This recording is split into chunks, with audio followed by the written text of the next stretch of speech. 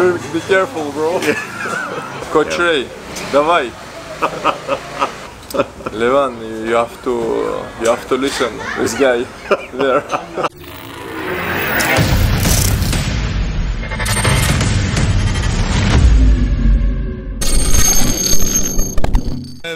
I mean, the stats are there in front of you. 106.4 kilo being led. Just pull the pin. Ready, bang! Ryan Bowen! Faster than Lachlan. But Ryan had a game plan to open up that bicep. Yes. He knew it was going to be... Any wrist and hand left at this point. Big drive from Ryan Bowen. He's completely got... Look, there's the transition. He looks for the press. Yes. Look at the arm strength of Alan Quare. Incredible arm power from the Mexican puller there. It really is. This is the one. And away we go! Oh, enormous drive, and this is a match. Very few people felt it would go there, but it has gone. A big drive from Bogdan Stoica. An even bigger one there from Ryan Bowen, and he tries to finish and get to it. Bonjour tout le monde, alors ici je suis accompagné de Ryan Bowen. Pour ceux qui ne le connaissent pas, c'est un grand blogueur, influenceur, youtubeur australien. C'est aussi un champion de bras de fer. Et en plus c'est quelqu'un qui développe énormément le bras de fer, non seulement dans son pays, mais aussi dans le monde entier. Ryan, hello. How are you, brother? I understood every word you said, man. Yeah, understood it all. That's nice. You are in France too much time, I think. No? Yeah. No, I wish. I feel so bad that I can't speak multiple languages. Everyone here has got 5 languages under their belt. Yeah, it's fine. You know the most important one. Nah, arm wrestling. Yeah, that language. That one, yeah. Body language. So, Ryan, how did you start arm wrestling and why? Man, arm wrestling for me was one of those things that I loved doing, but I didn't know it was a professional sport at all. Like, so I grew up super competitive. Everything I did. When I was 3 years old, my parents asked me, "What do you want to do when you grow up?" I didn't say arm wrestler. I said I want to play sport for Australia. That's all I want to do. I just want to play sport. And I remember my dad said, "Yeah, but how are you gonna get paid?" And I said, "I don't know. I'll work it out." So. Right from the beginning. It's a key question. Yeah, because hey, we got to get food on the table, haven't we? But right from the beginning, I knew that I wanted to be a sports person, and arm wrestling. At school, I loved it. I would seek out an arm wrestle at every opportunity against kids in my year, kids older than me. Same against my dad. When I was 12 years old, I made a bet with my dad. I think it was on my 12th birthday. I said to my dad, $50, you versus me when I turn 18. Okay? Fast forward the clock, when I turned 18, my dad crushed me. He crushed me. I think I got him by my 19th birthday, but I've always loved arm wrestling. One more funny story was, I remember I came home from school one day, I think it was like, I was probably 17 at the time. I walked in the door, my mum asked me how my day was at school. I said it was the worst day I've ever had in my life. She was really worried, and she said, "Why? What went wrong?" I said, "I lost my first ever arm wrestle today." And it was this new kid. I remember his name was Jimmy Coleman. And this new kid turned up. He's younger than me as well, and he beat me. And still to this day, I'm waiting for a high school reunion just so I could get revenge on Jimmy Coleman.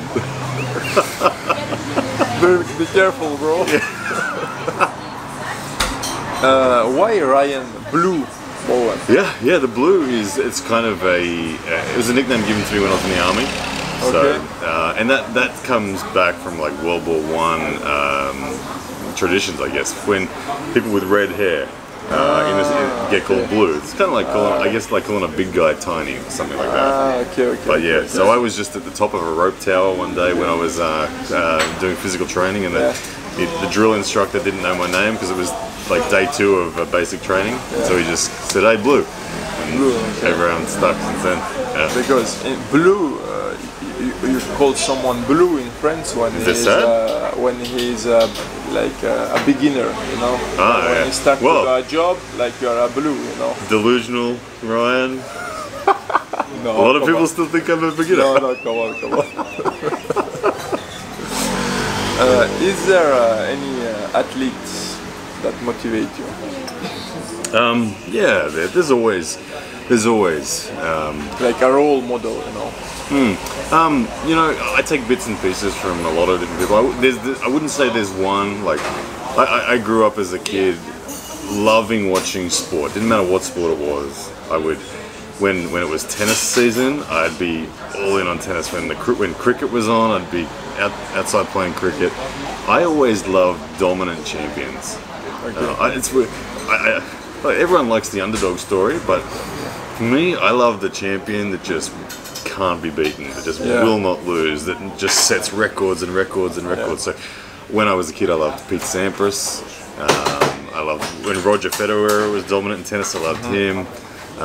In golf, I was like Tiger Woods, just keep setting records. So John Brzenk, massive. How can I? Within the arm wrestling world, John, just crazy what he did. So he's got to be my man crush #1 when it comes to sport. But in general, man, I love anyone that's a dominant champion. Yeah. Who would you like to compete against? Who? Yeah.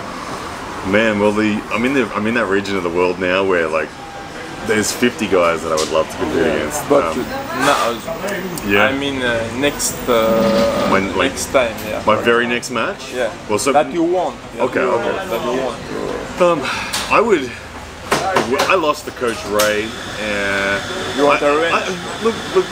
I would love a rematch, but I also understand that he's under no obligation to give me a rematch or anything like that. But there's a part of me that's like, oh, I need to fix that. I need to. Coach Ray, come on. I need to fix that. I don't know. I do. But look, outside of Coach Ray and just a redemption match, I've had great experience against Western pullers. I've just had a lot of starts against Western pullers, American guys, Australian guys, but I haven't had a lot of experience against what we call, I guess, that European block of arm wrestlers. Yeah, East Europe. Yeah, that they feel different. So I just want as many matches with guys from that region as possible, ultimately. But Coach Ray, давай.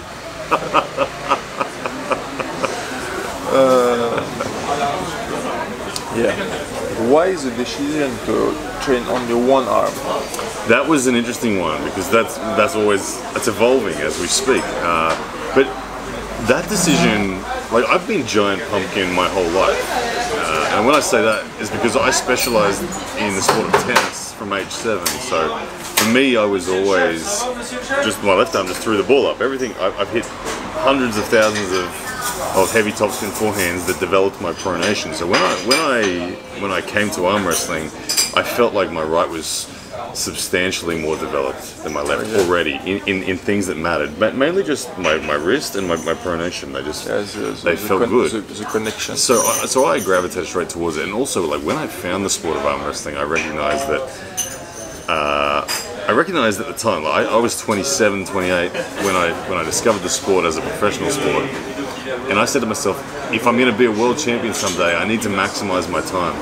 Yeah. And I said, I'm going all in because, well, I don't care about the left. I want to get as high as I can, so all in. As that progressed through the years, it became kind of cool as well. Like, I'll admit that, like, the business side, there's even Oleg Zhok. He's one of the most freakishly visibly freaky dudes in the sport that anytime he's on a video, boom, people are like, whoa, what's going on? So there was even a side to it where I'm like, man, if I've got one big arm and one small arm, business will grow. I understand what you mean. But now, interestingly, like I said, I actually have reached the point now where I'm like, I feel like I've taken it as far as I can. I feel like I've got a diminishing return at the moment. I always used to say the closer it is to my fingertip, the more valuable it is. Okay. So for me, wrist rise and fingers were my two most important things. And then after that, pronation, wrist flexion. And I'd give no time to my chest, shoulders or anything. And even very little time to bicep. It's good that you say that because next question is, how do you train? Okay, so so that reflects kind of how I did train. I started my first 2 years. I was largely just figuring it out, and there was not anyone in Australia who really had a solid platform yet. And so I was messy. So I don't even really count my first year and a half, 2 years. Then Devin Larratt, I met Devin, and he really set me on a table time pathway. I spent probably the next 4 years, 90% of my training being on the table with other athletes. After that, traditional cables started getting involved, Todd Hutchins got involved, and it's been a winding path. But where I am now, for me, I'm pretty much like a twice a week table time guy, and then twice a day arm wrestling specific gym. So for me, it was always fingers, wrist, pronation, and my typical thing. I've never been someone that counts sets and reps. I put a podcast on, and I just listen and train, and till I'm fatigued, change angle. Till I'm fatigued, change angle. You do it by your feelings. Feelings, yeah. That may change now. That's all going to be updated, I think, because I've just changed strategy. Maybe it's a good idea, in my opinion. Yeah.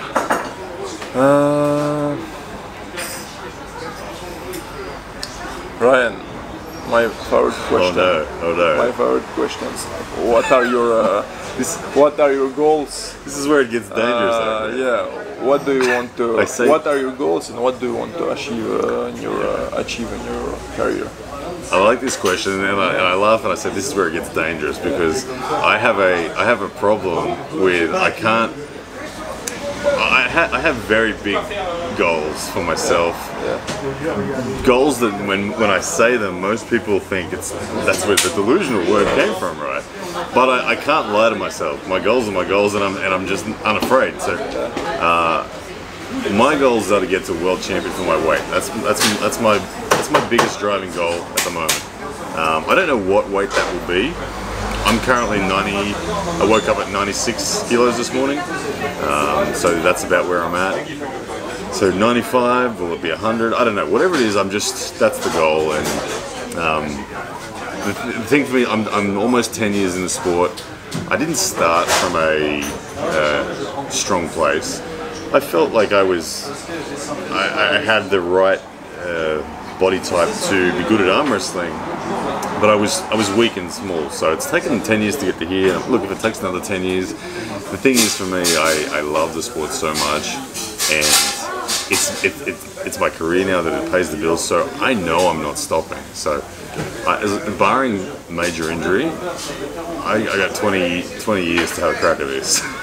So I'm gonna keep going, and that's the goal, man. Yeah, world champion at my weight is the goal. Yeah. You have to believe in. Well, I love it, man. Like, it doesn't. I mean, for me, it's normal. If you like arm wrestling so much and you are competing a lot, you want to be the best. Yeah, I get. I don't know. Like this, I've had people say to me in my local area that my superpower is that I can believe in people more than they believe in themselves, and I know that people around me, I'm able to draw a lot out of people over the years. People like Jordan, even people like Lachlan, and lots of guys. I see that, and I feel like you can always, if I take a crop of arm wrestlers at any given moment, I always feel like I can say I know what the rankings are going to be in 5 years from now based on your goals. Yeah. If this guy's saying I want to be a state champ, he's certainly never going to be a world champ, is he? Yeah. But the dude who says I want to be the next John Brzenk, he might, because he's going to. So belief's a massive thing, and not fearing it, but just saying, yeah, fuck it, I'm doing it. I'm going all in. Of course. Yeah. How do you see the development of arm wrestling in the world? The development of arm wrestling? Yeah. Overall, in the world, I think that it's at a pretty cool place. I see more people now than ever before calling arm wrestling a career. It's a career for me. It's a career for people now that I know only a couple of years ago it wasn't. So there's money arriving in the sport, whether it be through social media or pay-per-views with like East vs West and King of the Table. I think we've done pretty well through what was a difficult period with COVID, where events were squashed because no one could travel. We've done really well, so I'm excited, man. I think that we're in a real boom. In your opinion and your experience, how arm wrestling can be developed in France? In France, in my experience, like I feel like my biggest contribution is in the social media and the marketing side of thing. And I think that for France and for any nation, that's really a component to the ecosystem of the sport that can really provide a lot of benefit, because I don't think that our sport has been represented well in a marketing sense collectively yet. If we look at every other sport, there's always really good coverage before any event. You'll see an hour of commentators telling the story of that event. We never get that in arm wrestling, and I feel we're getting better. We're getting better. Athletes are starting to recognise that they need to have a storyline that the fans need to relate. So, for me, if I was to recommend anything for French arm wrestling, it would be to encourage your athletes to embrace story. And when I say story, don't mistake it for acting. We're not saying WWE. We're just saying be you and just be okay being vulnerable and being seen. Tell your story. Tell your story. And then as an organization, you can assist with that with your athletes, and next minute brands and sponsors, and people start watching. The money comes in. Okay. Who would you expect to beat Levan today? Oh, to beat Levan today? Man, there's no one, is there? There's no one. As much as I want there to be someone, I feel like Levan has to retire. And when I say that, I say this because Levan is so strong. He's so much better than anyone that there's no. It's hard. It's now hard to tell a story for Levan. People aren't that interested anymore because it's just Levan will crush him. Levan will crush him. So it's hard to get excitement of the fans going, "Oh, who's going to win?" So, what if I was Levan's manager? What I'd be doing is I'd say to Levan, "Announce your retirement, Levan. Keep training in the background, but announce your retirement. Go and make some movies, do whatever, do some other things. Still be around the sport. Keep training, but say you're retired. Let a new world champion rise. Let somebody else be called #1 rank in the world, Morozov or whatever. And some new kid on the block comes up for the next 1 to 2 years, takes over the title of #1 ranked arm wrestler in the world. And Levan, every time someone asks Levan, he says, "No, I'm retired. I don't do this anymore. No, I'm retired. No, I'm retired." And then in like a year and a half's time, 2 years from time, when Morozov is the king of the world, Levan says, "I'm coming back. Set me up with your #1. I'll show you I'm still king." Like that. Oh, and then it's like, oh my goodness, the world is like pumped and excited again. Because he's so good right now that no one can touch him, and you can't sell the story well enough because he's too good. There's no one. There's no one. Levan, you have to listen. This guy there. I think he's smart enough to make such advice. I agree. I agree with you. Yeah. What was your idea of arm wrestling in France before you come? And what about now? What about now? Yeah. Look, French arm wrestling for me was Aymeric Pradines and Joseph Levi. They were the two names that jumped out of me. I've seen both of those guys in great matches.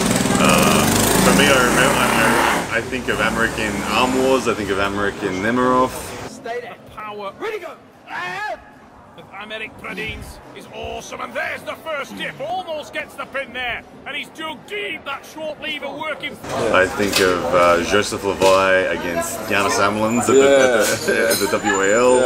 Fear in the lightweights, unbelievable war in prospect, and that's what we expected.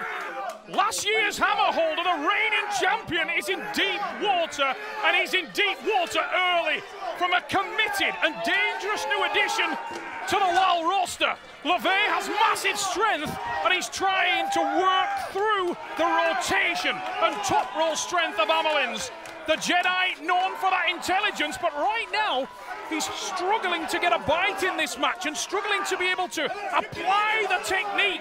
He's absolutely on the red line and he's been dragged into Joseph's game. This is a dogfight and it may come down to who's got the greater stamina. Now the Jedi starting to get a little bit of application there. Looking for position and LeVay's horribly extended. Surely an elbow, it's being called.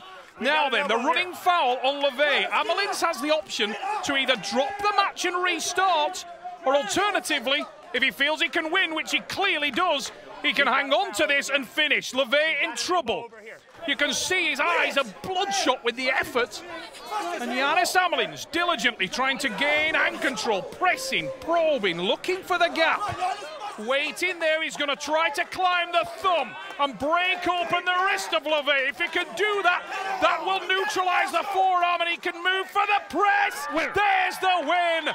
Brutal matches, like both guys savages. Now that I've been here, what I see a lot more. First of all, I see organizational depth, which is awesome. So you guys have a good culture, a good structure, and you are headed in a really positive direction. As arm wrestlers, yeah, friggin' awesome as well. Great clubs and good depth and just, yeah, good crew, good people, so love it, Okay. Team France versus Team Australia. Oh, okay. One day. Is Dimitri Vizzi Team France? Yes. No. Okay. Because he's more so Moldova. Who's #1 France? On the right is a guy called Alan Barberis. Okay. Right arm. Yep. He's a young, start to be really good. Okay. And on left, I think it's Emmerich Redin. Okay. So Team Australia v Team France. Yeah. Awesome matchup. It means all categories. All categories. Yeah, so our best in every weight category against. Yeah, like. Be awesome. Yeah, we did the same with Luxembourg team. Yeah. We did the same with Italian national team. Yep. So maybe.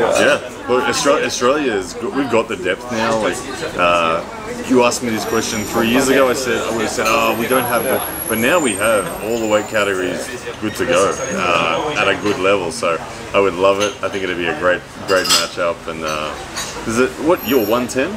110. Yeah. Maybe you and me then. With pleasure. With pleasure, right? YouTube, friends, YouTube against Australian YouTube. Beautiful. No problem. Love it. Maybe I will be more on Facebook at that time. Yeah. Involved, yeah. Okay. Good stuff, man. Thank you so much, bro. Thank you, Ryan. I appreciate it. It was very funny.